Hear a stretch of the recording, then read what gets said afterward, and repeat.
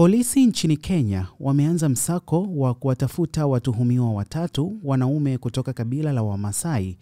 huko Nkareta, Kaintu, Narok Kaskazini kwa kosa la kumshambulia kwa fimbo dada yao kisa amekataa kuolewa na mwanaume waliomchagua wao. Video ya tukio hili iliyosambaa mitandaoni imeonyesha mwanamke huyo akishambuliwa na wanaume hao kwa fimbo, kitendo ambacho kimezua gumzo na hasira na kutafsiriwa kuwa ni unyanyasaji, ambapo kwa sasa anapatiwa matibabu katika hospitali ya rufaa ya Narok.